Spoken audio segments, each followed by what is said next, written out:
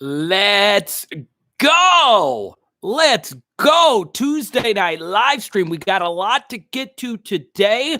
Obviously, a little bit later, we're going to talk about some serious stuff because it was confirmed today via Andrea Gallo that the Hush Blackwell report will be released on Friday. But obviously, for this first hour, we're going to be responding to your comments, super chats, Venmos, everything. And as always, Mike is our first donator to the live stream. I deeply appreciate that. Obviously, super chat is wide open. Venmo, Cashapp at Carter the Power. First thing, okay? It is so key to not overlook the big story of today, right? Because, look, I know a lot of you have hit me up today about Coach Orgeron's comments about Myles Brennan, okay? And my response to that is, well, good. I would hope a head coach would come out and support his quarterback. And as many of you know, when it comes to motivation, Ed Orgeron's pretty daggum good at that. So that's good. And I'm glad he brought that up. But that is what we expected him to say. The big thing I took away from this spring switch is that they are switching up how they do their fourth quarter workouts.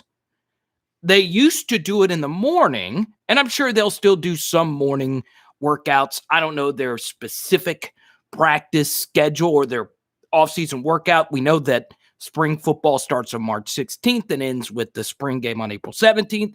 But the big story today from Ed Orgeron's interview is that they are switching up a few things on how they work out. Bottom line, the number one thing that should excite you is that Tommy Moffitt is back in the fold, right? Because last year he couldn't do his normal workout regimen. And as many of you know, I have pointed this out a few times in film studies and on live streams, LSU was out of shape. They were out of shape. And I refuse to believe that so many different players lack the personal responsibility to be ready to play the season that they played. I think a lot of it was that players did work out, but they didn't get that normal tight diet from executive chef Michael Johnson. They didn't get the perch data that LSU provides their athletes, which is led by Tommy Moffitt. And we could get into perch data and whatnot. So that is obviously the big story from Ed Orgeron. And Max, our first super chatter tonight, says, Carter, it's a two-horse race between Myles and Max. Also, you ain't see my comment. It should be an interesting talking point on your last vid. Well, first thing, we've gotten so many comments because of the Arik Gilbert video. I haven't been, look, I'm one of these guys that doesn't just like, and sometimes I have to just because, you know, I don't have all the time in the world, but sometimes I'm not able to get to all of the comments, which is why we do live streams such as this one where we can connect. As we say hi to Jared, and we say hi to Knack. We say hi to Nick, Mike, Mo Funky, Trey, Cliff, Johnny, Joshua. And Cliff brings up a good point. Alabama didn't seem to have a problem with strength and conditioning. Well, they had more mature players. Did you see all the returning starters that they had? So, I know that's a convenient excuse, but it's just something that I noted that LSU was just out of shape. And like I said in the last live stream, we need to quit making excuses. I'm not making an excuse. It's just a truth. However, that's not the big story today. A story that I found to be very fascinating. In fact, there are two different stories. Number one, I listened to a pretty interesting interview that Dave Aranda did with Jordy, and it was quite fascinating. He said he's buried the hatchet with Ed Orgeron regarding his comments last year, and I'm glad Jordy asked him directly about that. It was, in fact, from a media perspective, a masterful interview. He asked him a very tough question, and they said that water under the bridge. And obviously, Dave Aranda spoke highly of Durante Jones. So if we believe both of those things, then everything looks fine, right? Well, there is something to be said regarding the Durante Jones hire. I want to go back to what I said initially. I said, "Guy, it's just so weird that Ed Orgeron asked Dave Aranda to give him some advice as far as a hire is concerned, and he mentioned Durante Jones." So it's very fascinating. However, it seemed as if Dave Aranda was sincere in saying that he and Orgeron, that Aranda didn't think so much about Orgeron's comments. I hope that's the case. I hope Aranda was not disgruntled when he recommended Durante Jones. However, we could talk all we want about interviews, but there is something that objectively happened this week that has already changed what's going to happen next season with LSU football. Salt. So I want to include this because Salt did publicly say this. Salt is currently in the waiting room waiting for his first grandbaby. So Salt, the fact that you are in this live stream right now lets us know you are dedicated. Congrats to you, Salt. According to basically every other grandparent that has ever lived, being a grandparent is like the greatest thing ever. So congrats to you, Salt, and I wish your daughter the best health. We say hi to Josh. We say hi to Max. We say hi to Mo Funky. Eric, what's up, baby? Eric is going to fall on the sword for Garrett Nussmeier. I wish Garrett Nussmeier and Doug Nussmeier were watching this live stream tonight to know that Eric Heron in Robbins Air Force Base, Georgia, is a Garrett Nussmeier fanatic. I love it. But we lead today with those big interviews. We already mentioned the report that's going to be released on Friday. But did you see this today? Okay. Oh, yes, name the child Carter. That would be great. That would be great. That is crazy. Think about all the famous Carters there are. I'm not even the most famous Carter Bryant. I am not.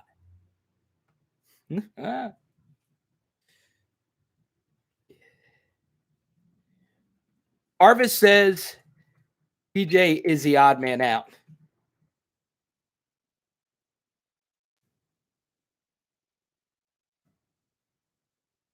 See.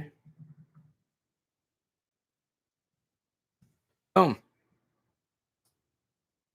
Congrats, Salt. This is crazy. So, Salt, are you currently in the waiting room right now? I'm curious. This is very interesting. We have some really dedicated viewers.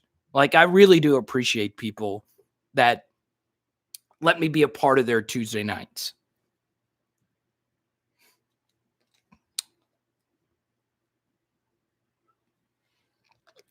Best man wins. But let me ask you this, okay? And Max, I want to go back to your super chat. What was your comment? I'm curious, Max. I wasn't able to see it. I actually went for a run today because I am getting fat. I've eaten way too much food. I haven't been able to run because of all the ice outside. So I just got my first 2 runs in. I got one in today and I got one in on Sunday. So because I had to schedule in my walrus-esque 5-mile run, I wasn't able to get to all of your comments today. Plus, ironically, like sometimes you're up late and you just want to watch like late night LSU football. I rewatched twice the condensed version of LSU versus Auburn from 2019 to pick up a few things from the Dave Aranda defense.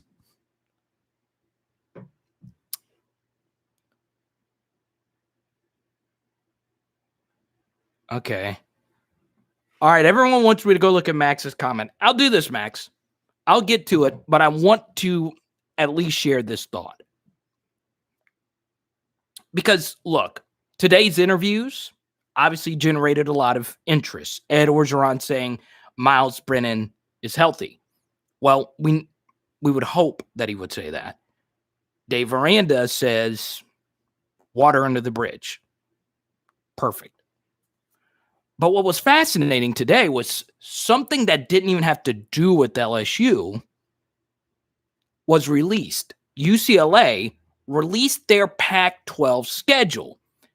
And to the surprise of a lot of people, UCLA is playing on week 0. In other words, UCLA's first game of the season is not us. Their first game of the season will be against the Hawaii Rainbow Warriors in the Rose Bowl the week before playing LSU. So that is very newsworthy. More newsworthy than anything any coach said today. More newsworthy than anything you could imagine. Okay? Now, lots out of the report on Friday, which is very serious in nature. But football-wise, this is huge. Okay? Let me ask you this. And I'm curious what your response is, because I've been thinking about it all day. Would you rather in this situation? So LSU is going on the road. First game of the season. This will be UCLA's second game of the season. Is it an advantage for LSU to go into this game without actually having played a game? Or does UCLA have the advantage because they get a game under their belt before going up against LSU? Who do you think has the advantage in this situation? Mofunky and Charlie says it's good for us because we get to scout UCLA for a week and we get an idea of what they're going to do.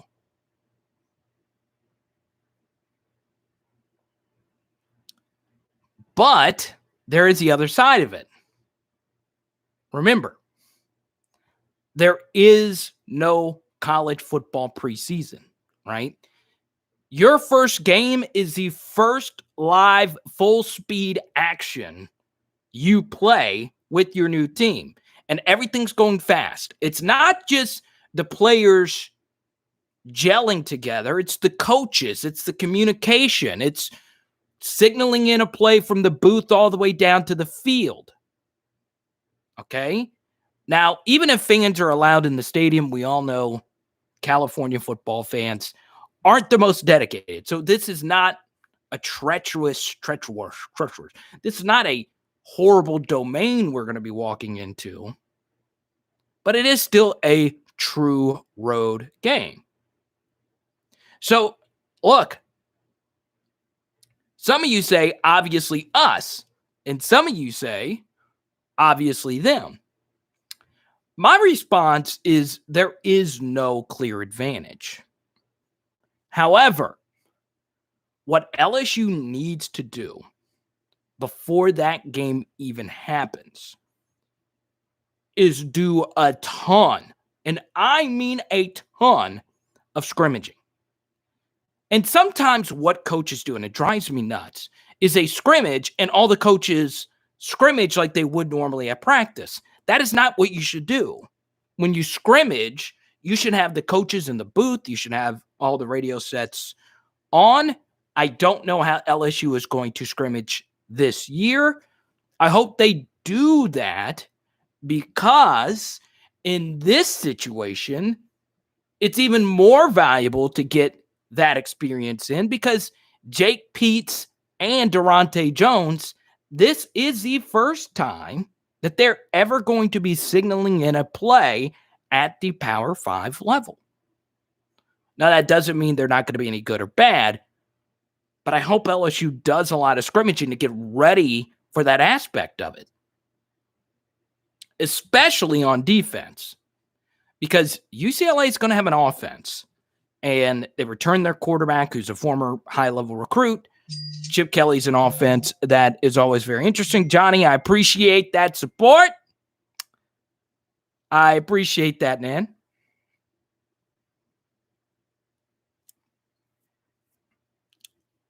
La Rougarou says Kayshawn is an advantage in and of himself. He can outrun the entire secondary. Let's see. We haven't lost to the Pac-12 since I've been born, and Max should be the starter. Interesting. Johnny, it is your super chat. What would you like to discuss? Max says, if we lose to UCLA, fire Coach O on the spot. I strongly disagree with that. Strongly. We very well could lose to UCLA.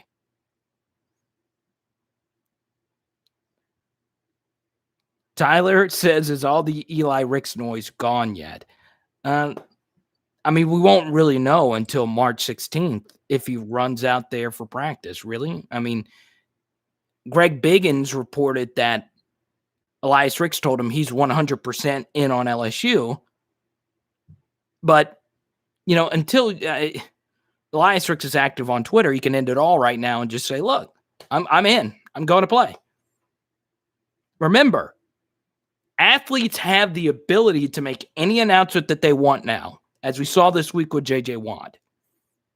If you're so official, just, you know, do it on social media or whatever.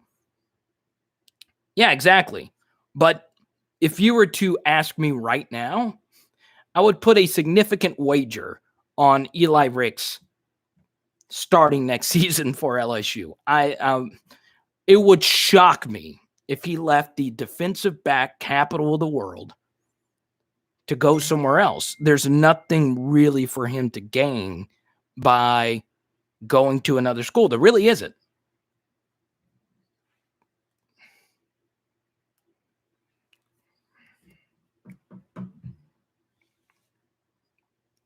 Let's see.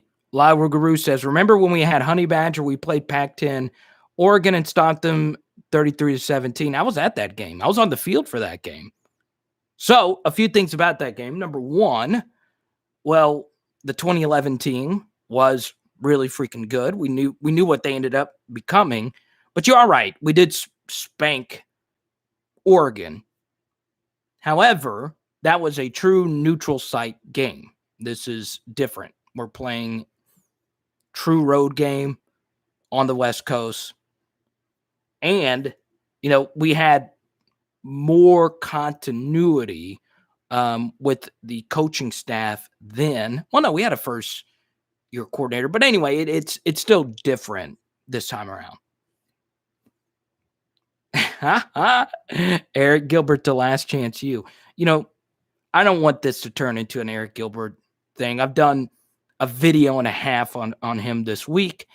And, you know, I've been arguing with myself, is it a video and a half too much? It's kind of like, look, we all want what's best for him.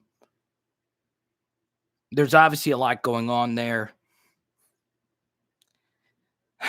I just don't know. And you know, McLaughlin tweeting out, hey, come back. You know, this is the problem. McLaughlin, you are not a team leader. You are not Coach Orgeron.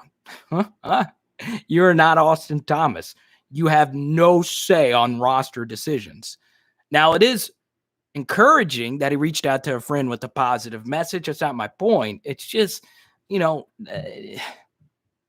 I would have advised McLaughlin to not tweet that out, and I'm sure Ed Orgeron wasn't too happy about that.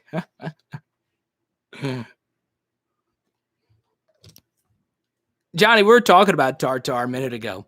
Debbie, what's good? Kane, what's up? Cat Daddy? You say Cat Daddy? No. So, someone shouted out Tartar already. We got a Tartar thing coming.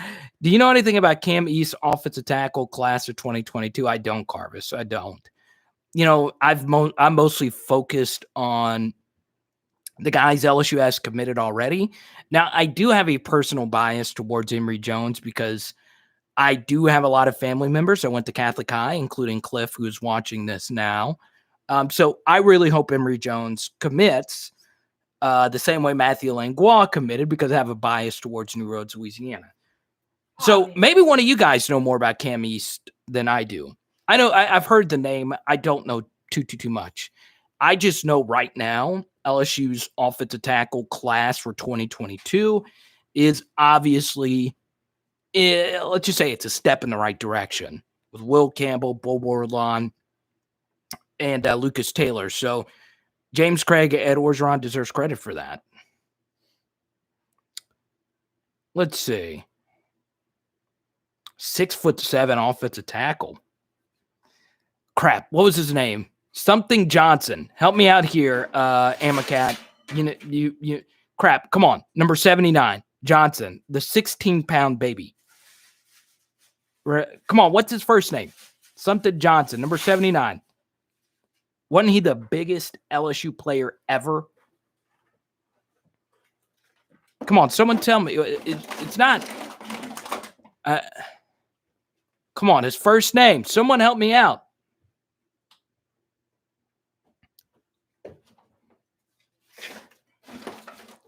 Herman Johnson. Thank you, Campbell. Campbell, you're a sharp cookie, man. Leandria, what's up? You should feel pretty good about Emory Jones. Saran Black. Saran Black is so underrated. 4-year starter, out-of-state Tiger. Didn't work out in the NFL. I actually knew Saran pretty well. We co-hosted some radio shows together a while back. Saran's a great dude. He's a really solid guy.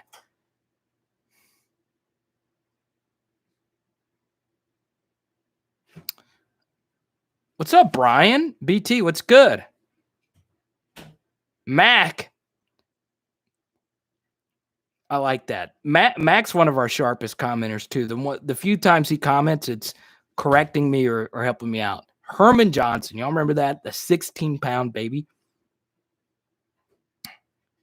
So Georgia offered Cam East. I honestly just know very little about him. I'm all over the Jordan Allen thing, though. And I hate that Jordan Allen is committing so early. The defensive back at LCA played with Sage Ryan. Dude, that secondary must have been filthy because there's another like 4-star corner in the class of 2022 that played with Jordan Allen. And they also have a nose tackle that's like a top 50 player. That was a filthy defense. And I heard like LCA got rid of their coach. And I'm like, wait, they beat Isidore Newman. They won the state championship. But I know this isn't like Louisiana high school football chat. I don't watch any of the games. I read all that. I was like, wait, they got rid of the coach?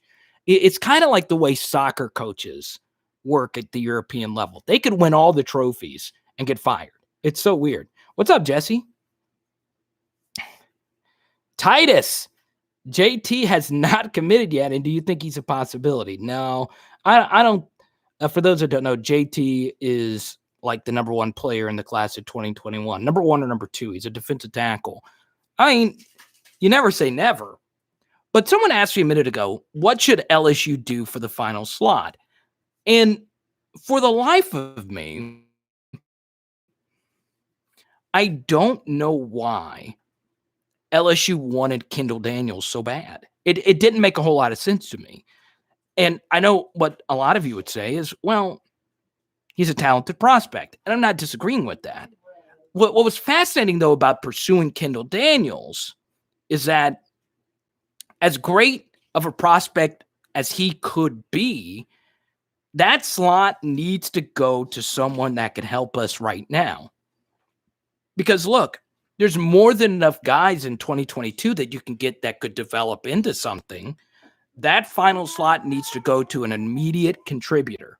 And here's the thing about the transfer portal is that it's not ending. There is no. Now, one of you guys could correct me on this. There is. Oh, I didn't know you had. Oh, no, that's fine. Thank you, baby. There is no deadline on this, especially in the next few days. Ed Orgeron mentioned that they were going to wait until the end of spring and see where they could potentially address somewhere in the portal, and they were going to give this final slot to a kid that backed out of an NLI because an analyst left Texas A&M. I'm so glad he chose Oklahoma State. Now, that's nothing against Kendall Daniels. Heck, he could be Jamal Adams. I don't know. But I am happy that slot is still open. That slot could go to a Thad Moss, a Jabril Cox, someone that you know is solid. So I hope when I did the video yesterday, I was not mentioning Kendall Daniels in a bad light. That wasn't the point of the video. And I wish him the best at Oklahoma State. My point is that we need to be very wise about this. There's over 1,000 players in the portal right now. What I would do, because look, spring football could happen and there could be a serious injury to any one player, God forbid. So if that were to happen, you might need to use the portal to address that position. And it may not be a position that is a starter. It could just be you getting a decent player that could potentially be a backup. Trey, I appreciate you. Thank you so much. Trey, what would you like to talk about? Has Thomas ever played a snap? Let's see. Oh, Cardell Thomas. You know, I'm going to be fair here on Cardell Thomas. I watched his few snaps against South Carolina, and it looks as if, you know, and this was garbage time. It looks as if it's going to take a little bit. As in, he looked as if a guy was running for the first time in a game for the first time in years, overcoming an injury.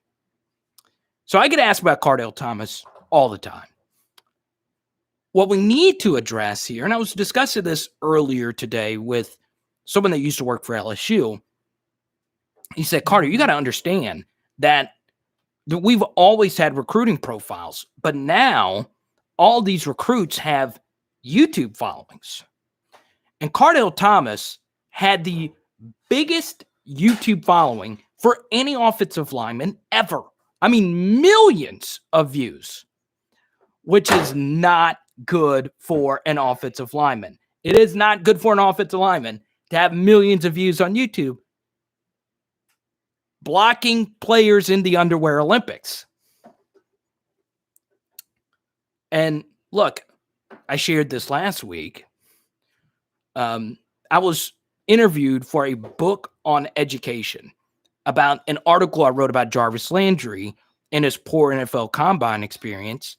And it was when I was still with Bleacher Report. And I said, whoever drafts Jarvis Landry, and I wrote it at the time, whatever, is going to get a future Pro Bowler. Ignore a 4.7 40-yard dash. You have to actually be able to play football. And, you know, especially at offensive lineman, you know, it's rare that a kid comes out and they're Cam Robinson. You know, it's rare that true freshmen start out on the offensive line and are elite. Your body has to change, especially now. So much of offensive line play is mental. It is mental. So we'll see. Carver says we need all the offensive linemen from the class of 2022. I agree. Emory Jones is going to be a huge piece, and I think LSU is going to be just fine. You know what, Steve, I totally agree with you. So everyone welcome Steve Ganny. Did I pronounce your name correctly? JJ, what's up from Shreveport? Baby, it's JJ. JJ was supposed to meet up with my girlfriend she's cooking tuna steaks. I'm dead serious. We're doing tuna steaks tonight. And by the way, we had a commenter that got angry. I'm dead serious. You could go search the comments. We got a commenter that got angry for including what I was eating for dinner at the end of the videos. And my girlfriend got so angry when I told her that earlier. She said, that's the most important part of the video. I was letting them know what we're having. Simeon, what's good, man?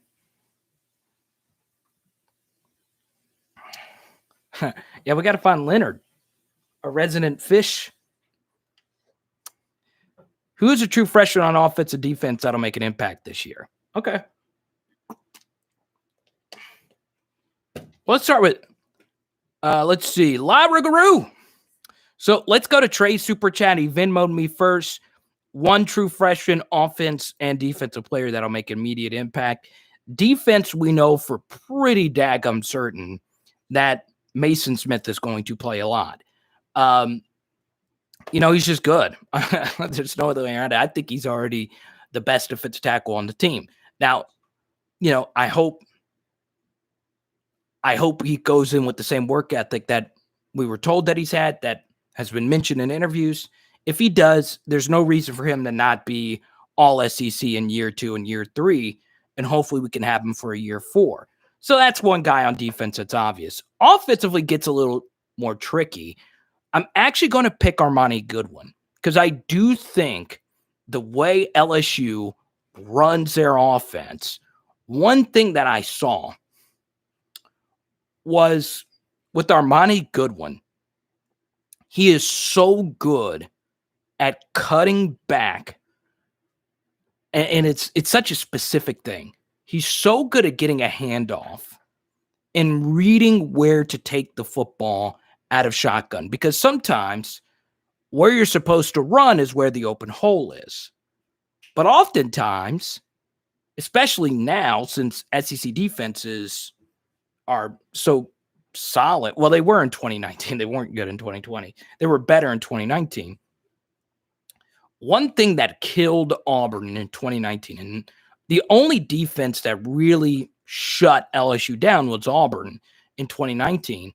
And Clyde really won us the game because he was so good at making a quick decision to cut the football back immediately. And he was really good at planning and finding the open spot. Armani Goodwin is really good at that as well. Yeah, Paris, we led the thanks for your super chat. We led the live stream talking about that. I'm pretty excited about it. Paris, since you're just now joining us, my major takeaway from his interview was that they were switching up. They were doing a lot of their fourth quarter workout activities in the afternoon. But yeah, anytime Ed Orgeron does an interview, it gets you fired up. It just does. He's affable, he's energetic. And it is kind of reassuring that he said what he said about Myles Brennan. And look, you would have to figure Myles Brennan has a slight lead, mainly because, number one, Ed Orgeron loves this guy so much. And number two, he is on the leadership council. And number three, as we pointed out last week in Myles Brennan week, he was pretty good. He was pretty good in his 3 games that he started.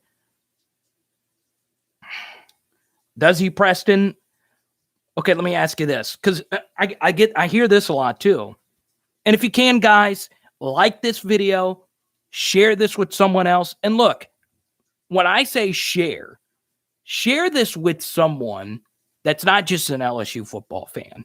I want diehard LSU football fans. I want open-minded LSU football fans, like a Cheeky who's joining in late, like Carvis, like Eric, like Debbie.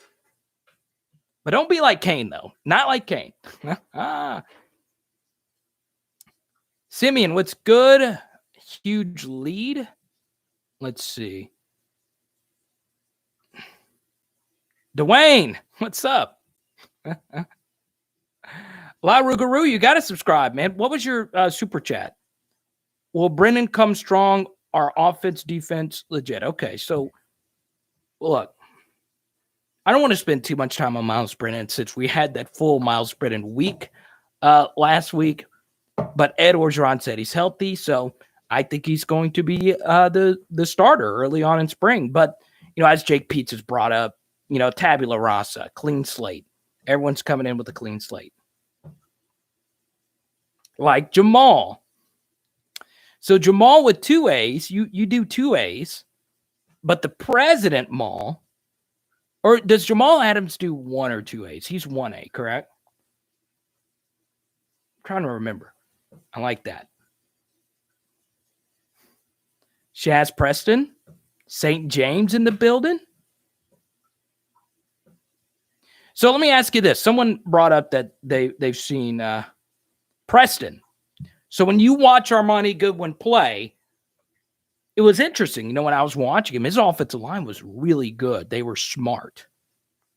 Last year, I thought our offensive line was not only not good, they weren't smart. They were slow to pick up simple blitz patterns. And what's funny was I went back and I was putting together some offensive line details. One thing I thought that was fascinating was Ed Orgeron mentioned before the year began that, Chasen Hines was, rumored to be the center. Then Liam Shanahan came in and he was a center. And he specifically did say in the preseason that we need to make sure that Chasen Hines and Liam Shanahan could pick up the blitzes. There is a quote of him in an interview saying that. And the funny thing is that specific thing never got fixed. It never got fixed. That was a problem against Mississippi State, which makes sense. But then it was a problem against Texas A&M. It was honestly the worst against Texas A&M. But then it was also a problem against Florida. Then it was a problem against Missouri. We've got to have smarter offensive linemen. And you would think with the center from Harvard, very experienced guards who have been in the program, and now all these guys coming back, we're going to have this figured out. But I'm telling you, what I've decided to do, I do all these film studies.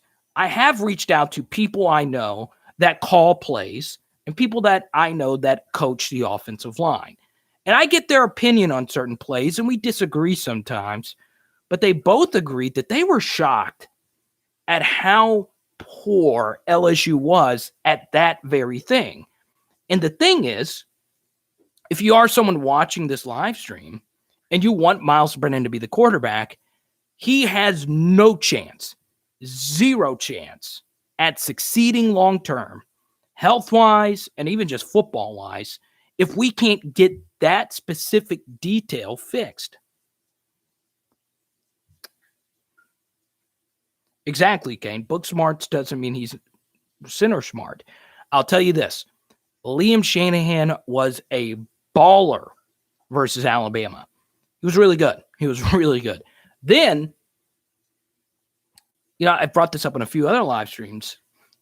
To snap the football as well as he did when the weather changed in 3 different games. And in all 3 of those games, we won them, right? The weather change versus Arkansas, the weather change versus Ole Miss, the weather change versus Florida. Snapping the football from a dry football to a wet football is really hard to do. Now, it could just be that I'm a former lineman, but I want to point that out because that's really good considering he did that with 2 different quarterbacks. Johnny says Anthony Bradford will have a good year. I hope. He was a high-level 4-star. Walker Howard, man, I'm a huge... Don't get me going on Walker Howard, baby. That kid is redunculous. Redunculous. It seems like it.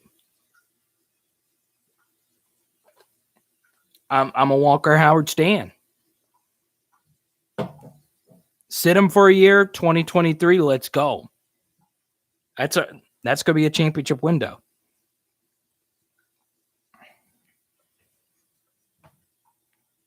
I do, Amacat. I do. But that's all guessing.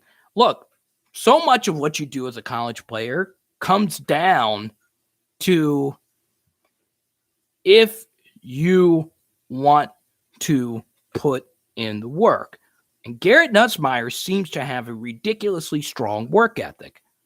When you have that, you can hit that next stride. And I was reading Sports Source Analytics. It's a account I follow on Twitter. And these guys are really good at predicting things. And they sent out a tweet saying, how do we evaluate quarterbacks? this smart analytical company says, how do we evaluate quarterbacks? What can we do analytically? And the answer that they gave is, well, it's kind of hard because there's so much subjectivity that comes into being a quarterback. Do you want to study the film? Do you want to work on things that make you uncomfortable? Can you be a leader of men? Can you not only lead by example, but vocally? Can you set aside your ego?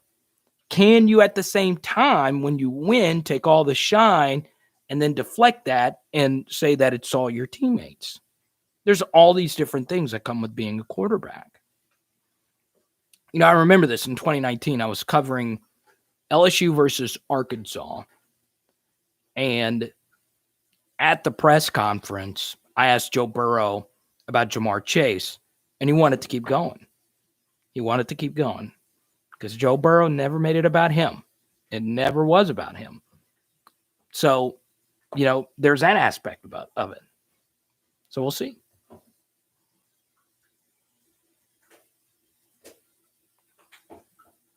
Jameis Winston was a redshirt freshman, and Trevor Lawrence was not the starter day one.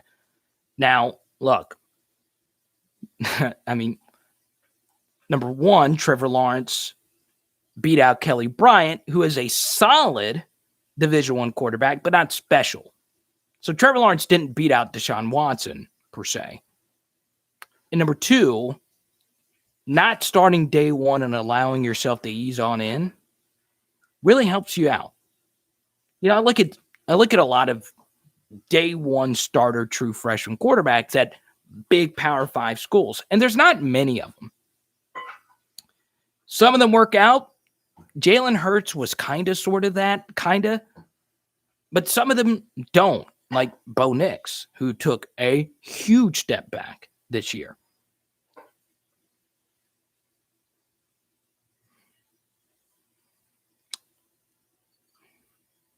Achiki says, so excited to see our new defense. Interesting. I am too. I really am.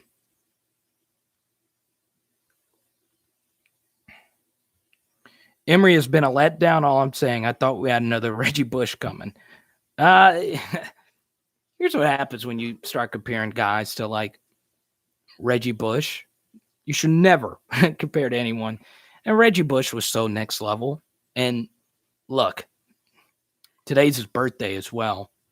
I was on, I did a radio interview today in West Monroe with one of my best friends, Sean Fox. Love him.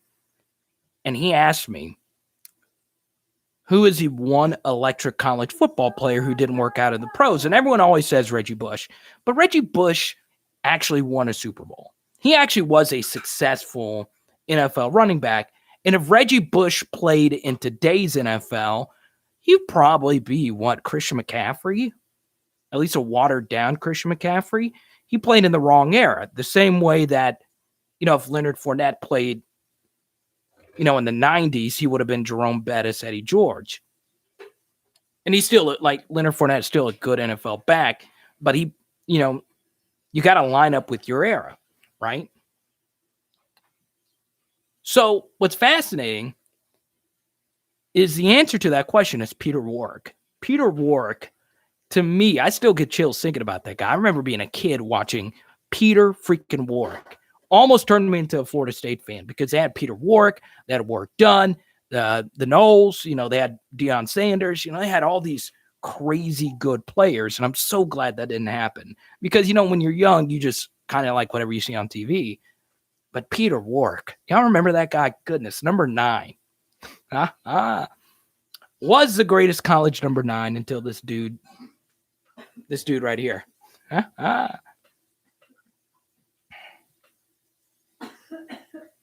Some of y'all want to talk Trey Palmer? You okay? What'd you cough? The tuna. What happens? All that garlic Parmesan. Haley's over here coughing up a storm. It's all that flavor festating. Michael Bishop was a monster. That's the Kansas State quarterback, right? What is it, baby? Oh, no, I was just checking. You got all that pepper going on. I know. All that mercury floating around. The story of my life. I tell you, yeah, Michael Bishop was a monster. I think Jay Ward is moving to safety. Leonard, what's up, man? Debbie was wondering where Leonard was.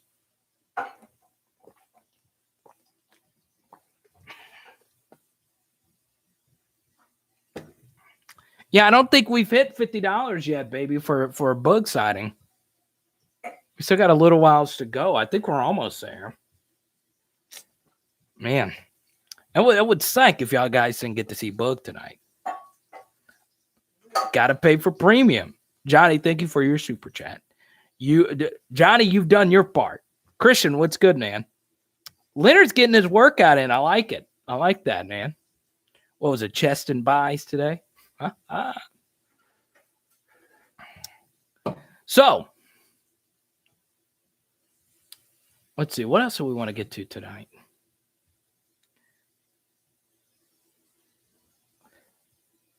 Got to pay for premium. How do you think our running game will be this year? Hopefully improved.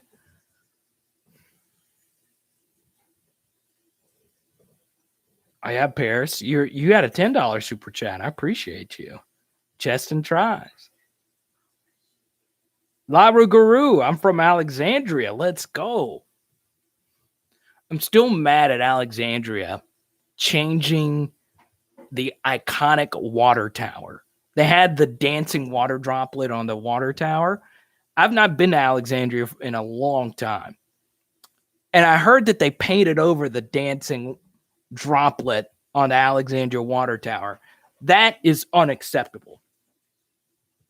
And I do a radio hit, like I think once a month in Alexandria with my friend Matt Dunn.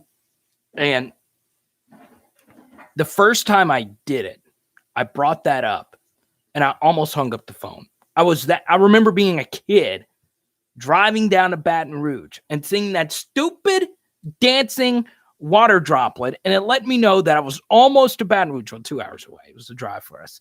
And just seeing that stupid dancing water droplet.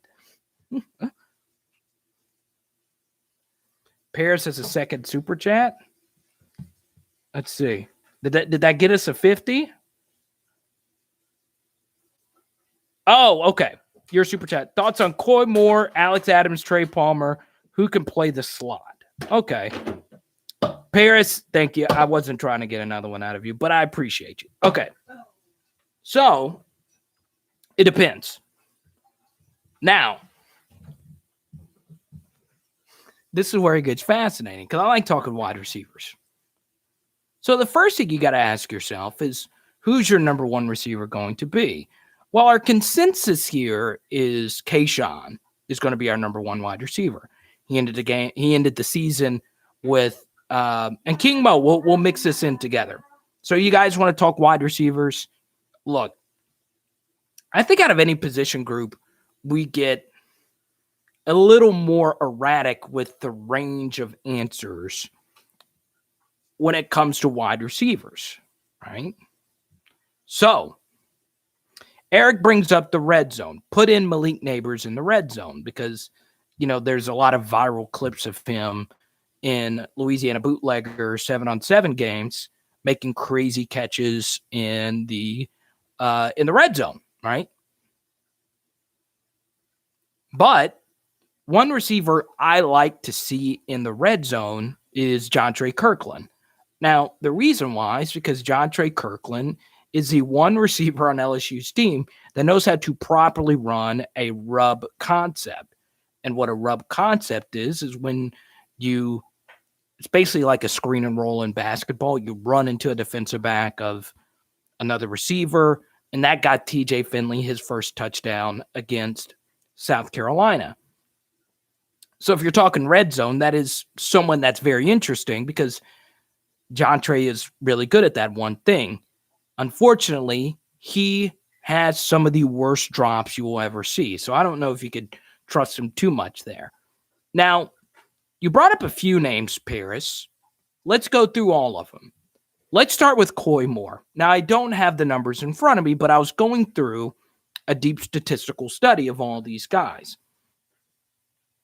What's interesting about Coy Moore is that he had about 22 catches for 175 yards, which sounds pretty good for a true freshman. However, that is 8 yards per reception. So what does that mean? Well, every LSU receiver last year had double-digit average yards per reception except for him. So he is a true slot receiver. Now, he did play a lot as a true freshman, and he could eventually turn into a really good deep threat. Julie Baldwin, I saw her tweet this out.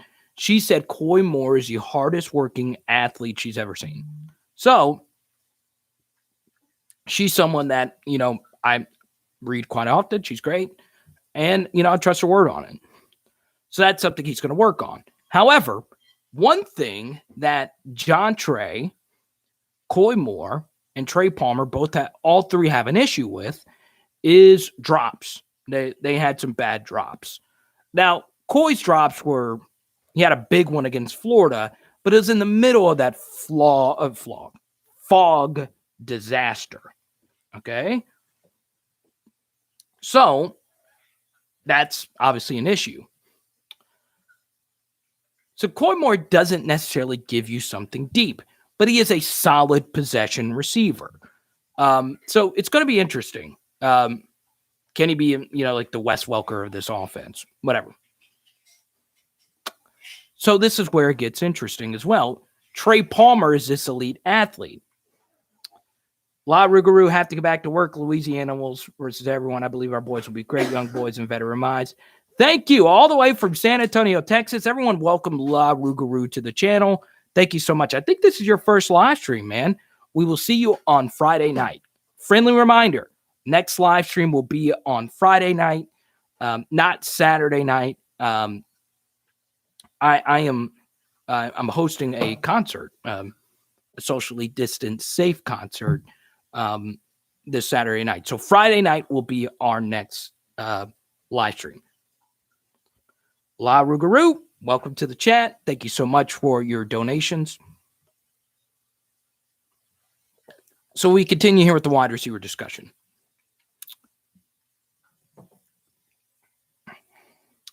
Max brings up a good point. Trey Palmer also has a case of the drops. Now, something fascinating happened with Trey Palmer. I was watching him versus Mississippi State, and he ran some of the laziest routes I've ever seen. And I was like, wait, this is kind of interesting. I was told Trey Palmer is a baller. And then against Missouri, he had a crucial drop early in the game that would have moved the chains and got us a first down. So, he's interesting.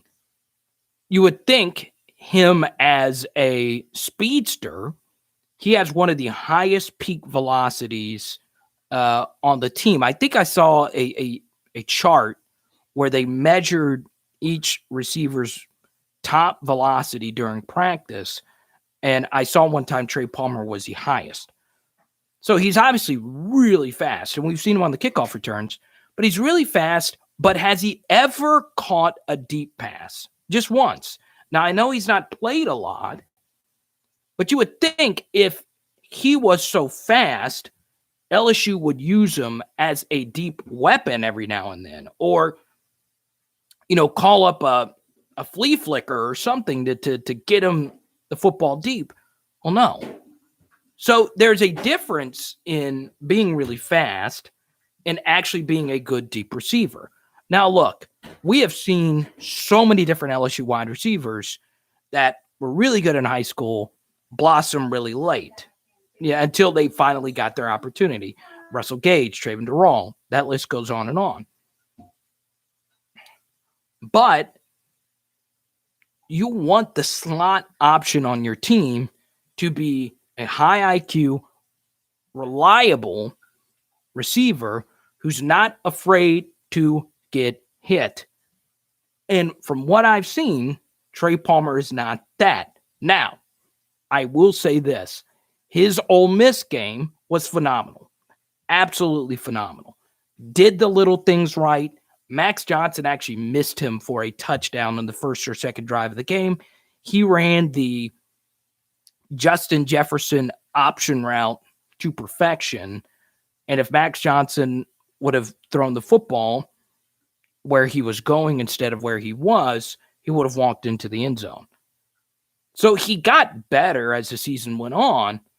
We just got to wait and see if he's going to take that next step. So hopefully that answers your question, Paris, about Trey Palmer, Coy Moore. Alex Adams is very interesting as well. Look,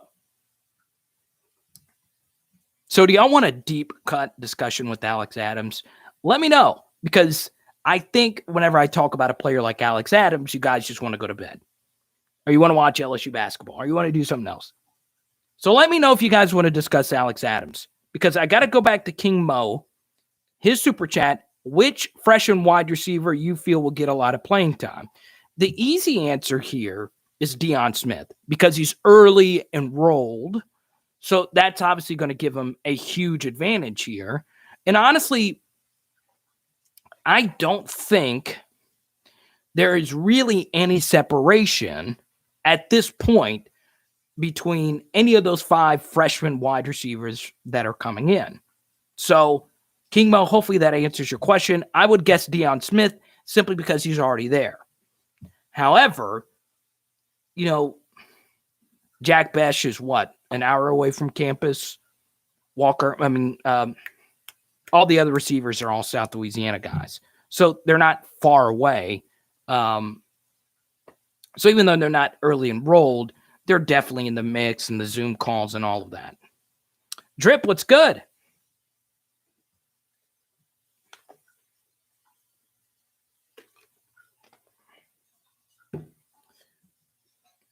Is Booger getting screen time? Well, hey, he's busy with the tuna steaks. We'll get Booger on here in a second. And she's jamming to some Harry Styles. You see, I lost viewers when I was talking about Alex Adams. So I need you guys to stick with me here on Alex Adams. Now, what's interesting is and here's the first thing. King Mo says he likes Brian Thomas. So let me do this. I want everybody's answer on this, because I think a lot of you want to speak your piece on the best freshman receiver. Who will be the best freshman receiver next season?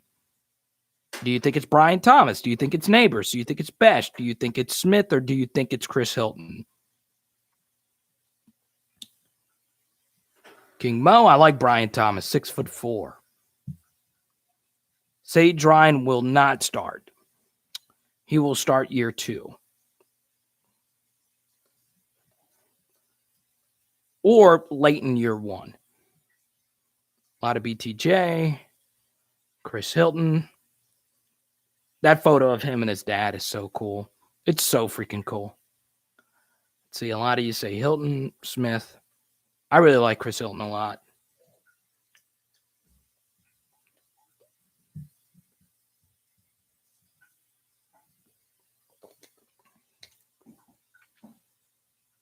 John B., what's up?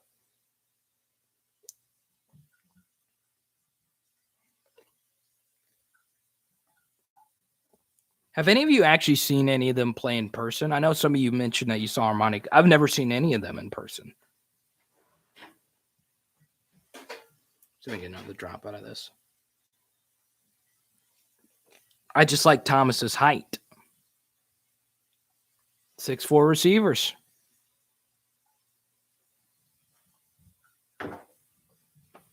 Also, Brian Thomas, elite basketball player, too.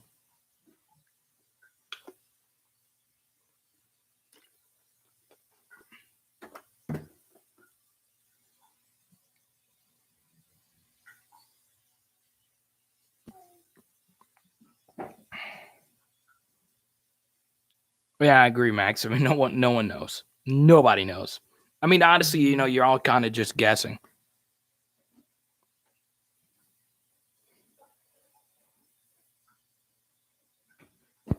Exactly, Alan. Paris says Chris and Dion. Oh, there you go. No Jack Besh love. I don't think anyone said Jack Besh. I thought this used to be a Jack Besh channel.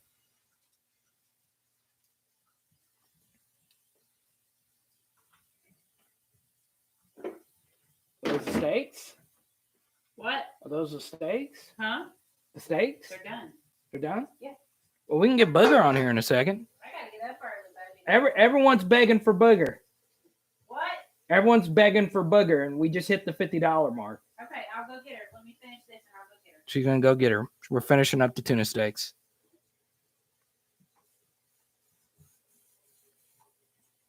Emma Cat says, Hilton's highlights just stood out. Chike, I agree with you. I hope none of them play. I hope our guys that we already have turn out to be Jamar, Justin, and Terrace. Wow. And then the next crop steps in. But that's a funny thing, though, because,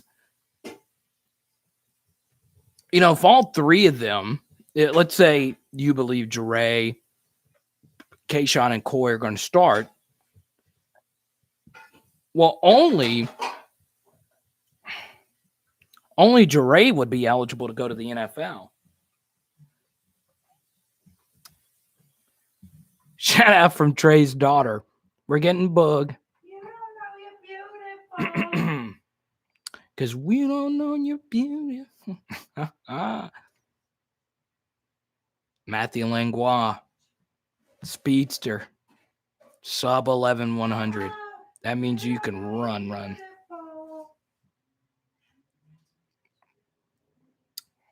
Let's go to Christian Super Chat. If you have to pick one player, what player do you see making the biggest impact and difference this year, and why? So, Christian, that's kind of a complicated question because the most impactful player will always be your quarterback. So I like to leave the quarterback out of the equation. The most impactful player, you hope, is Derek Stingley Jr. Because whether or not, and Hitstick, we'll get to your Arch Manning comment in just a moment. You know, I've gone back and forth on this, and I know Stingley's a quiet guy, and someone mentioned him playing wide receiver his junior season, and Ed Orgeron mentioned that it was going to happen this year. I mean, he said this a year ago. So, whether or not, yeah, everyone hit the like button. I haven't done that yet. I got 114 people watching. So, I want to bring this up, and I do think this is important. I've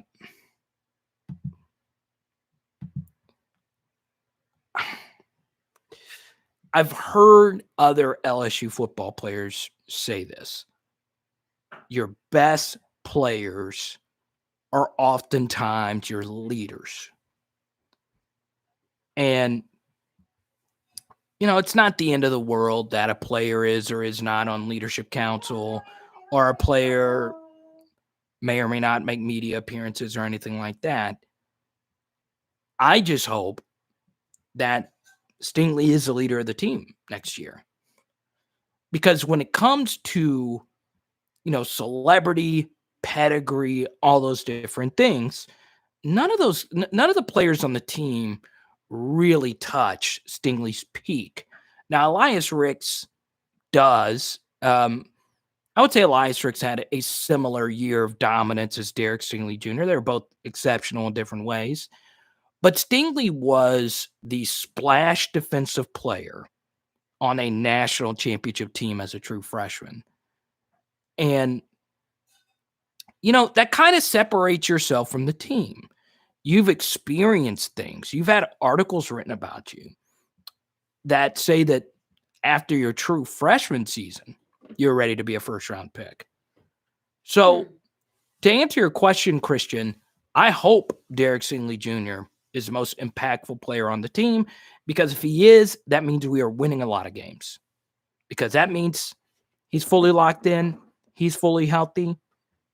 and we're all following his leadership. So we'll see.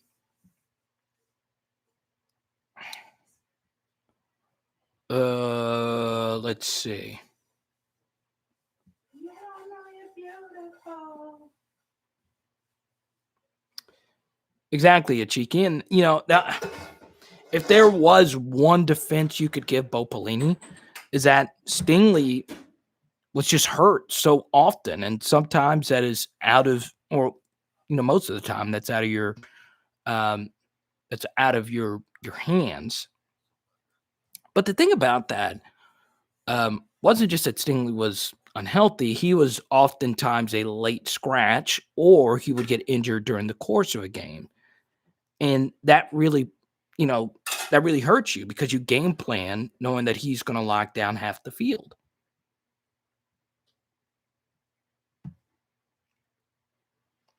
So I do think Derek Stingley Jr. will be the most impactful player on next year's team. And if he is, that means we are legit balling out. Now, look, obviously, our quarterback balling out wouldn't mean that we're winning a lot, but still, a non-quarterback answer would be that. So Hit Stick, your super chat says, I love the potential of Art, but realistically, do we need him if Walker lives up to his potential? And I've been saying this for weeks. No one player makes your program. As high as I am on Walker Howard, and I really do think he's special. I really do. And, I think he's the best quarterback Louisiana's had since Ryan Perlew. If he is that good, you don't have to worry about it. But, who's to say, Walker Howard, let's say Garrett Nussmeier gets opportunity to start, and he's, Baker Mayfield or Joe Burrow or whoever. Then, it's one of those things. You get your opportunity to get a quarterback each and every year. Maybe we're talking about the wrong name. Eli Holstein out of Zachary can play. He can flat out play. Christian, there you go. I like that. Let's see here.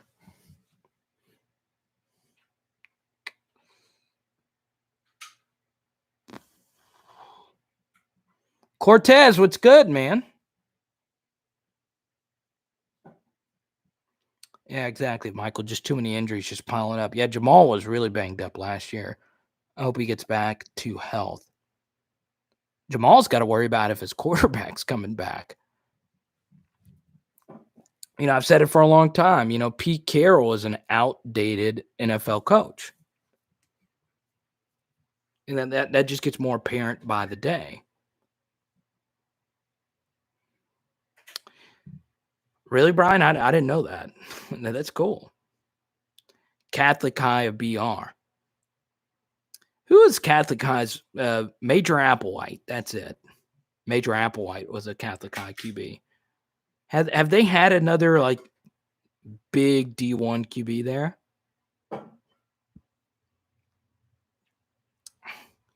Ajiki, I don't know a whole lot about Nussmeier. Eric does. Eric thinks Nuss is going to be the real deal. I hope you're right. I've watched Garrett Nussmeier's, high school footage. I think he's really good. He could obviously be a Division I starter. I like Walker better, but this is just high school, me watching high school footage. That's not, that doesn't mean that either one of them is going to be better than the other.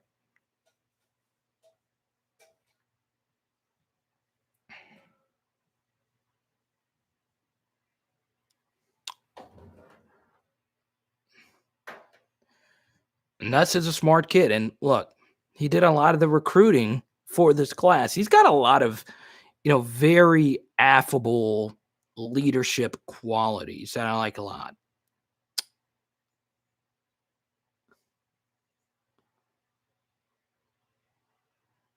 What? Okay. Max wants me, and I'll do it just for you, Max. Max wants me to find his comment. Huh? What video was it? I'm going to go look for it. Okay, hold on. Let me see.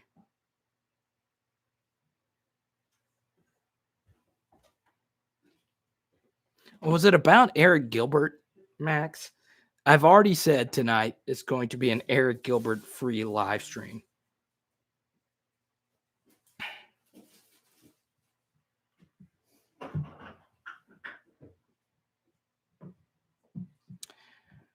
James says Manning is the must-get target of the decade.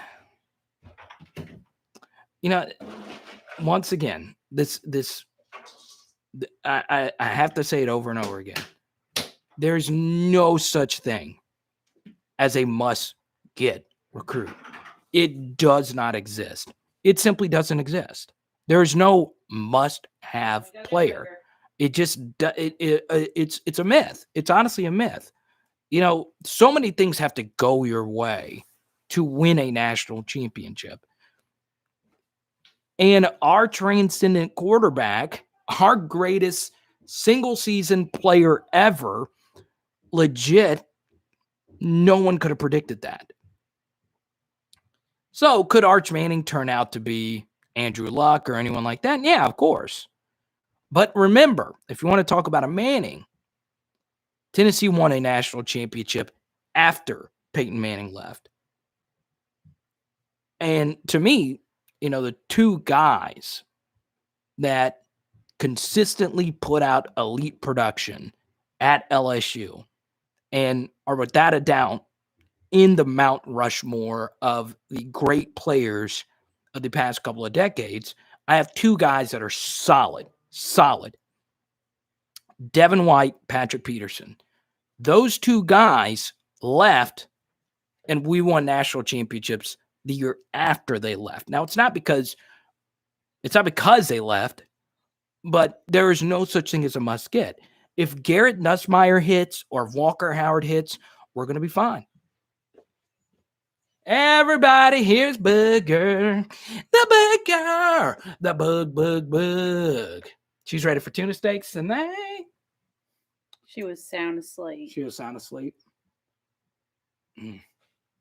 Let's add a bug. Oh. Yeah. Come here, baby girl. Everyone say hi. Hey.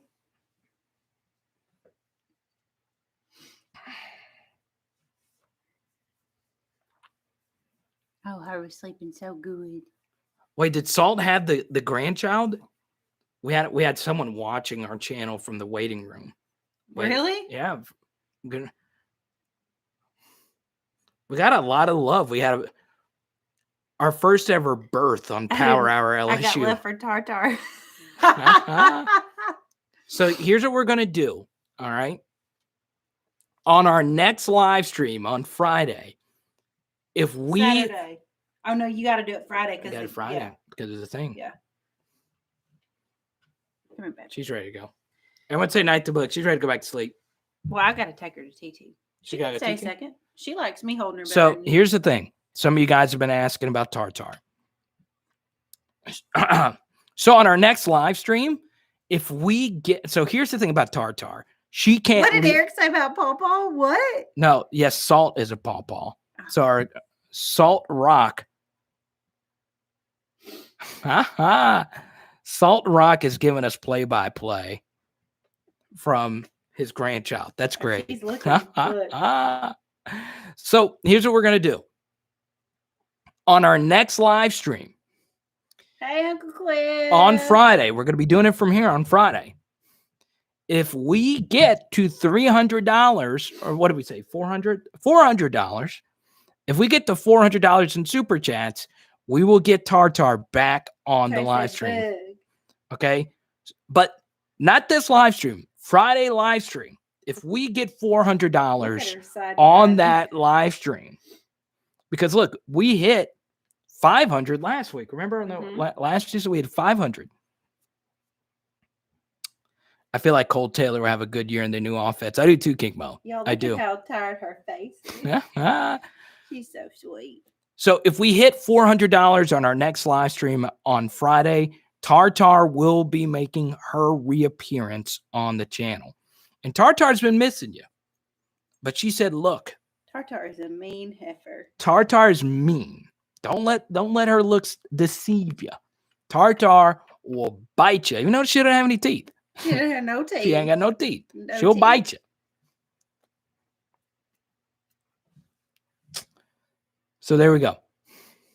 So y'all going ahead, bring that money Friday night. Papa's gonna do brisket if we hit it. Oh yeah. So Bug is number 7 and Tartar's number 18. Tartar's number 18. So look, if we hit $400 Friday, Tartar comes back. And that's coming from Tartar. And I get brisket if we hit 400. Is Miss Debbie? There she is. And it's rare that we get brisket nowadays because her dad, hey, there's only special occasions we do brisket. Her dad doesn't mean brisket. You literally have to rock Bernie like a child. So King Mo, okay, let's do this. King Mo, Cole Taylor had 6 catches in 3 games. There's a potentially a 15-game season next year for LSU if we go to the playoff. King Mo, let me ask you this. Do you think Cole Taylor gets to 35 receptions next season? Okay? I'm asking King Mo this, and I'm asking all of you guys this. Do you think Cole Taylor gets to 35 catches next season? So Thad Moss got to 47 in 15 games. 35 is a lot. That was Arik Gilbert's number in 8 games. My Chihuahua is... Oh, you have a parrot, Debbie? So look at how sweet she is. If you rock her like this, she'll fall right asleep.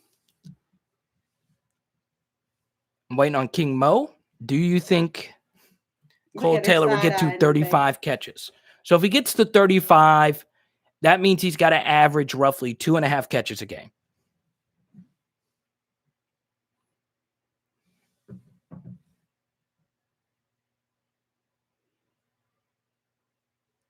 That's a good point. Myles did like throwing the football to tight ends. It's true.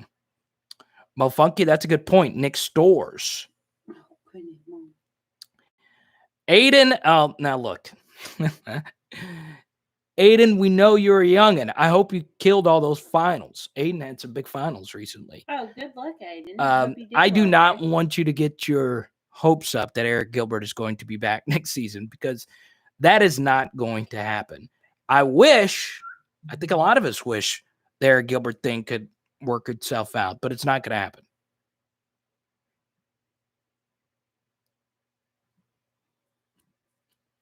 So King Mo says yes to Cole Taylor getting to 35 catches. I would say no. I mean, 35 is 35 is a lot. 35 is a lot of catches. She sits here like a human. It's so funny. Just look at her face, babe, in the camera. Amacat, we don't know the answer to that.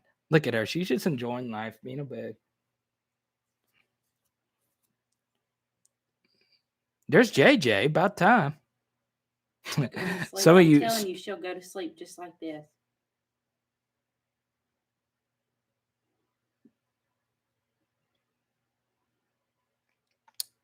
He still has height and runs good routes.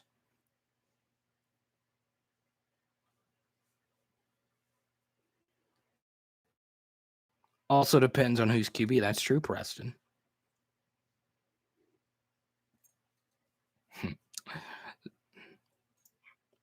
But Aiden, let me just go ahead and end this for you. No, there will be no Arik Gilbert next year on the team. I need someone in my life to look at me the way Hey looks at Boog. Well, there you go, Kirk. Oh,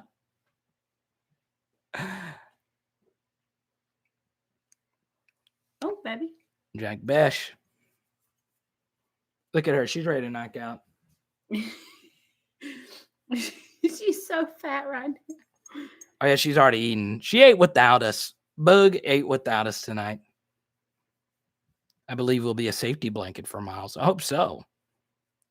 Jesse says, Jack Besh should be our tight end. So, you guys remember? This is so pitiful. What are you doing? Kitty Diddy. Why is your head so close to mine? What are you doing, late? Look at you getting. You can't get cozy in front of all these people. My baby. She ain't fat. She thick. My mama. We got some Jake Johnson fans in here. I like that. You know, when I heard Jake Johnson's name for the first time, I was thinking banana pancakes, some Jack Johnson. Oh, so good. Only the real ones know about those So Jack good. Johnson deep cuts. I hope everybody's enjoying this Making full banana burger. pancakes. Jack Johnson. Is she not pitiful, baby? Oh, she's the worst. Her's the best, baby mama. Well, all right, guys. We got tuna steaks to eat. Are you getting off right now? Not right now. Stop. How many bars? Do you watch LSU baseball or basketball? I watch on occasion. I'm getting back to my One Direction. Thank you. We're having a booger sleepover. Hey, Book can get snug sometimes. Oh, she gets cut. If we're going back to the Saints, then Besh could be Taysom.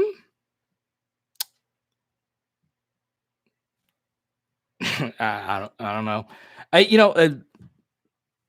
Jack Besh is obviously really talented. I don't know. I don't know if he's as fast as Taysom, because Taysom's like really fast. But he could be. I don't know. Cole's 6'7". He's a real 6'7". God, you know what's funny? So I watched that LSU Auburn game. I'm dead serious. I rewatched the game 2 times over. And then when I went to bed, I just could not go to sleep last night. I could not go to sleep. And part of it, the LSU Auburn game from 2019, that was by far the weirdest game. That was the only game where the LSU offense did not play well. They just didn't. But what was funny about and this is a deep cut. So if you like deep cuts, this is a deep cut. Okay. What made the LSU Auburn game so crazy was not only was our offense not great, our special teams, that was one of the worst special teams performances we've ever had. We still won the game. We were so bad. We had so many penalties. We had a muff punt. We missed an extra point. And we had a penalty on their first punt. Then on our first punt, we also had a penalty. We also, when we were up by 10, we had a low snap. And you guys know the Fergusons never miss. That was his only bad snap of the season. It was a low snap. Rosenberg got off a bad punt. Then the craziest thing happened after that. And those that remember this will remember this very vividly. Okay. And I know this is a deep cut. We got very lucky to recover the onside kick. And what was fascinating was our special teams coordinator is Greg McMahon, but the other special teams coordinator for Auburn in 2019 was a guy by the name of Larry Porter. Now, Larry Porter won us a national championship in 2007. He was a key piece to the Les Myles coaching staff. And the more we learn about Les Myles' incompetence, you begin to love the assistant coaches, the Insmingers and the Porters that were really the ones carrying the weight, the coach studs and all that. So Larry Porter drew up a very interesting onside kick that confused Patrick Queen and forced Stephon Sullivan to muff the onside kick. He got crushed.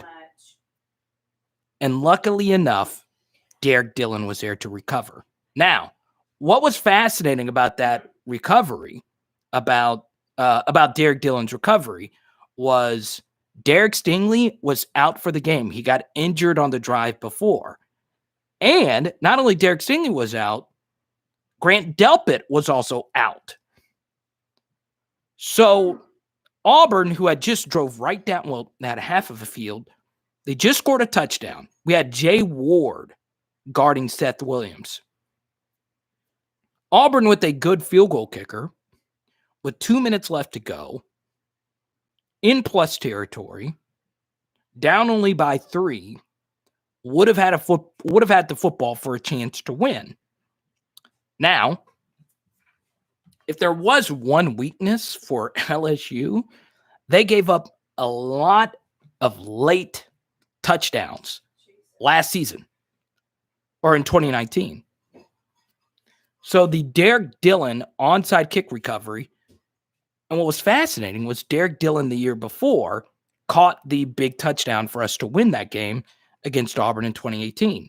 Then in 2019, Derek Dillon had a personal foul on our first punt. Then on another punt, he failed to down the football deep into Auburn territory. So he had a horrible game. And because of his hustle, because of his determination, he saved us. He saved us at the end. Because Auburn kicked a perfect onside kick, and Dillon out-hustled everyone to recover it. Can I tell you something real quick? So it was incredible. Now, I know that was a deep cut, but that was what I was going over. Goodness, we really struggled with the onside kicks in 2019. What's going on?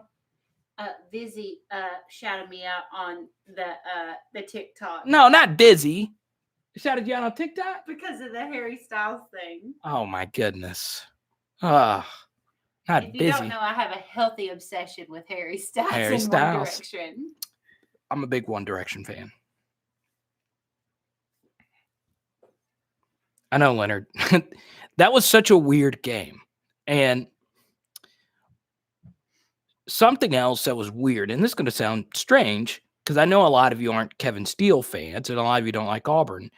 So Auburn had a huge advantage in that game. They got lucky that the field was really damp. So our speed in our passing game, we struggled to get our footing. Joe Burrow had a 4th and 1 in that game, and he slipped on the quarterback sneak, and they stopped us. So because that slowed our offense down a little bit, that was ultimately something that hurt us. However, Auburn's defense in that game put together one of the greatest defensive performances I've ever seen. They were the only defense that stopped us, period.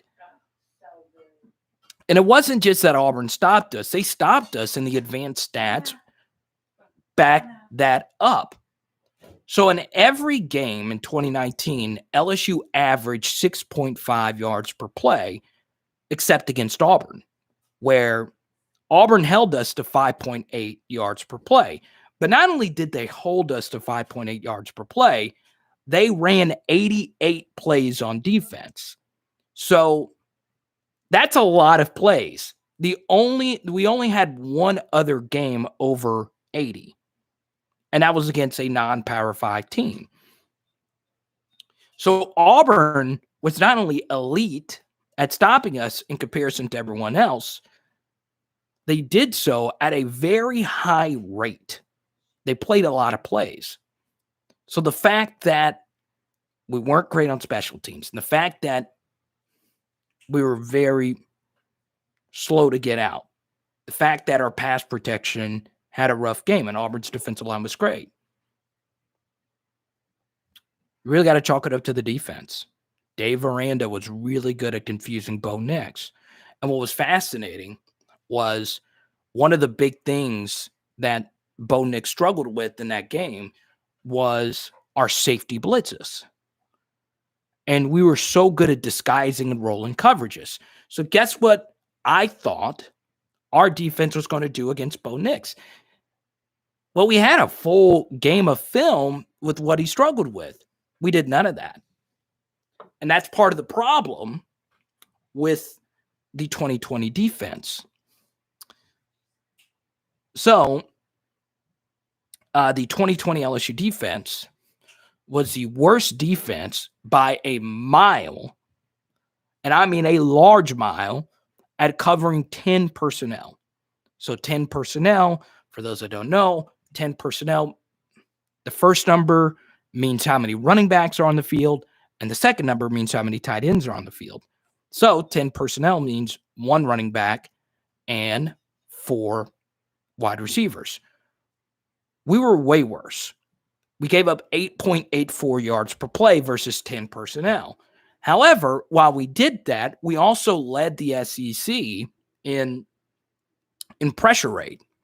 We were amongst the best in havoc. We were amongst the best in all these different categories. The problem that we had is because we were so easy to read pre-snap, offensive coordinators were able to toy with us post-snap. So the biggest challenge is next year. And I know we went from 2019 Auburn to this, but one of the biggest challenges for next year with Durante Jones isn't necessarily, stopping Alabama. It's not stopping any of these teams.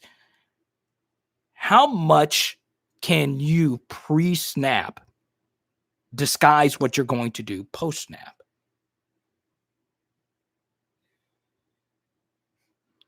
Nick Fairley was a monster. Yeah, he was a monster. I think Derek Brown was better, though. I'm a big One Direction fan, Kyle. Big, like huge One Direction fan. I think they're better than NSYNC. I think they're better than I think they're better than any of the boy bands. I really do.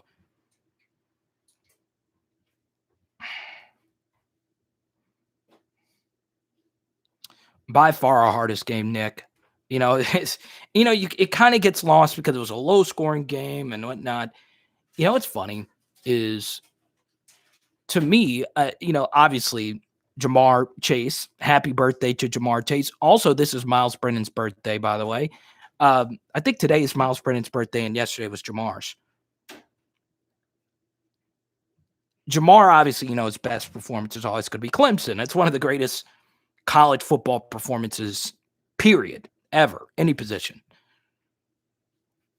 But Jamar was so stupid impressive against Auburn. I mean, go back and look at some of the catches that he made versus Auburn. He wasn't even open. Joe was just throwing the football to him and say, look, I want you to wrestle the other guy. And look, if you go back and actually watch, Jamar is legit just wrestling the defensive backs for the football. I mean, the coverage was tight, and Jamar was just there. I agree, Alan. It's one of my favorite games to rewatch too, because that Auburn team was just so talented, and the fact that they were so bad this year was really a shock to me. But it is what it is. Yeah, I mean, I think here's the thing. So the Clemson game was impressive, right? Jamar's burning guys.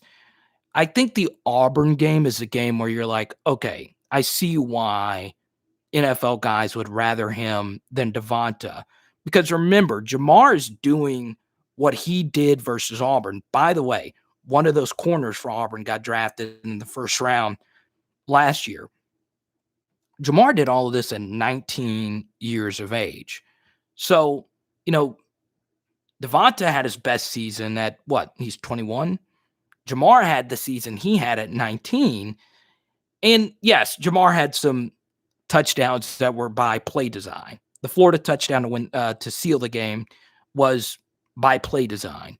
I think his second touchdown versus Arkansas, where they got him on a linebacker, was by play design.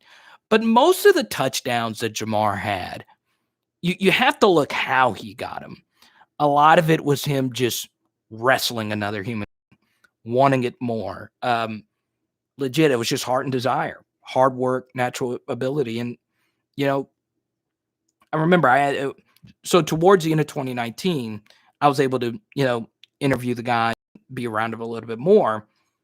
And Jamar told me before the season even began, he wrote on a Post-it note that he was going to win the Biletnikoff, that he spoke it into existence, that he was going to do what he did. And it truly was legendary. I mean, it really was. And he did it all in 14 games. He was sat out for a game. So it's crazy. I mean, it's wild. It's absolutely wild.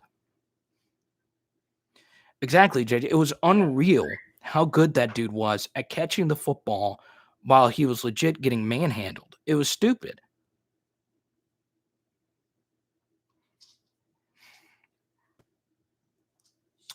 I know, Christian. And, once again, it comes down to work ethic.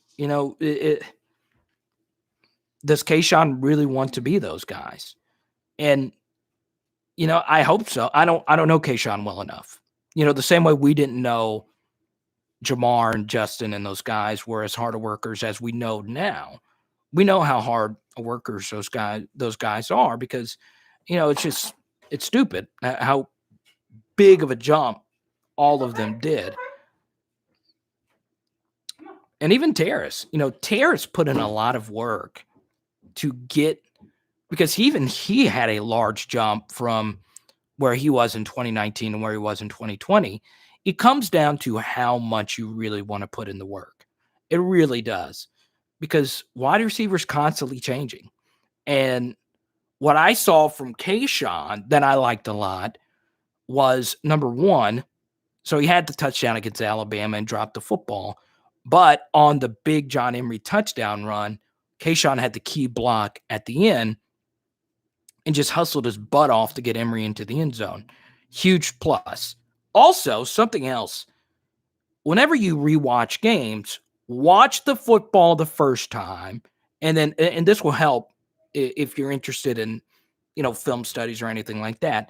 Watch the play the first time, and then the second time, watch where the ball didn't go. So, for instance, I honestly thought Kayshawn was even better versus Florida than he was versus Ole Miss. And I know that doesn't make any sense because he had 300 yards or whatever. Ole Miss's secondary was just so bad. What made what he did against Florida so special was that was his first game with Max as a starter. Now, I know they had a touchdown with each other against Auburn, but what made it special was the plays that he was making when you really needed it. And I know he did that against Ole Miss. However, what really showed me something is if you go back, and we did a film study on this play, if you go back and watch the Cole Taylor shoe play, Max Johnson should have thrown the football to the backside where Kayshawn ran a perfect route, passed the sticks, sat in the pocket of the zone, and that's where the football should have gone. Now, Max made a smart decision. This isn't the worst decision to throw the football in bounds to your check down, but really the ball should have gone there. Now, it wasn't his first read. He would have had to, go through progressions, and that's a tough throw for a true freshman to make. But still, it showed me that Kayshawn's football IQ was growing to not only just run the route, he sat right in the pocket where the football should have gone. And, did he get rewarded for that? No, but he did the right thing. He did the right thing.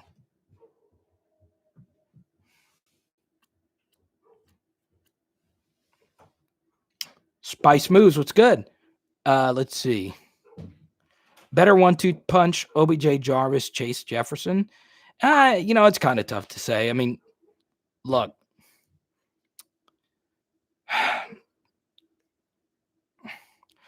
There's a piece of me that would say Jarvis and Odell because they did it for 2 years and they were in a different offense. But I mean, I don't know if you can even say there's a better 1-2 punch ever than, Jamar and Justin. Johnny, you never come for the live streams. Good to see you, man.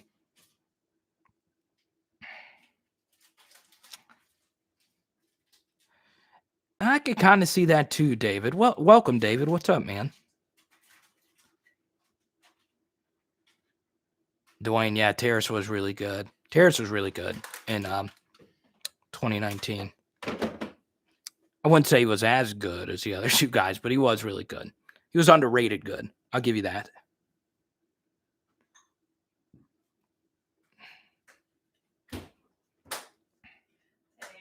Yeah, stat-wise. But God, Terrace made so many huge catches. I mean, goodness. So he had the touchdown against Alabama, which was wide open. But, he had two really difficult catches against Auburn. And, the Clemson game drew the huge pass interference on Darian Kendrick. And then the touchdown catch, I get chills, man. I get chills thinking about that touchdown catch for Terrace. I really do. Because Terrace is like a really, really religious guy.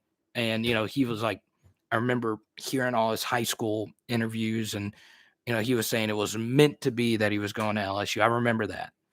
And to have that manifest, in his life is great, considering he had the major injury in his senior year of high school, and then he had the injury in the middle of 2019. I have a lot of respect for Terrace. I really do. This was a guy that, just never quit putting in the work. And, who's to say if Myles stays healthy, Terrace was out producing Jalen Waddle and Devonta those first 3 weeks.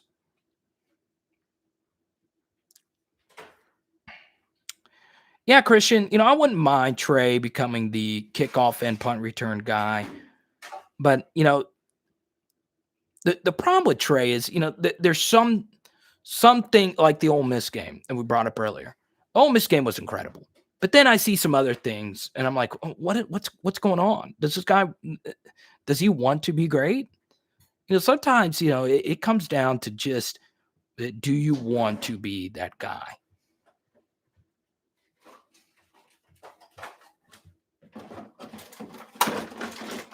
That's right, Dwayne.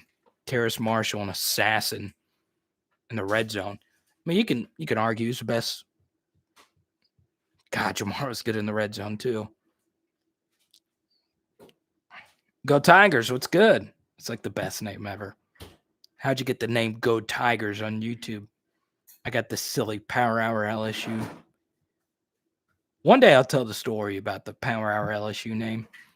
It's not from the recruiting Power Hour. It's not. It's actually something else that I had going on. Oh, man.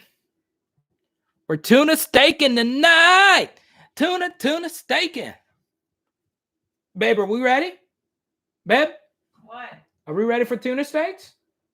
What? Are you starting without me? What? Are you starting without me? Yeah, because I've got to go to bed. I've got to get up at 5 in the morning. Well, all right, guys, I got to wrap this thing on up.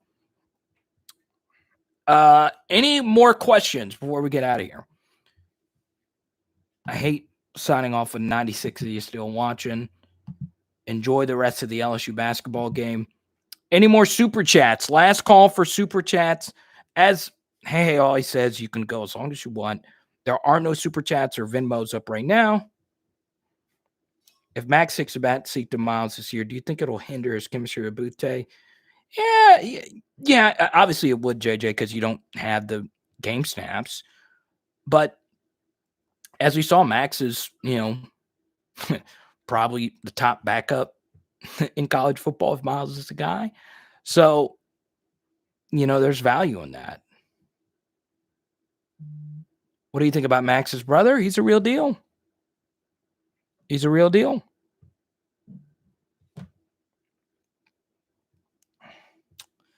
Well, all right, guys.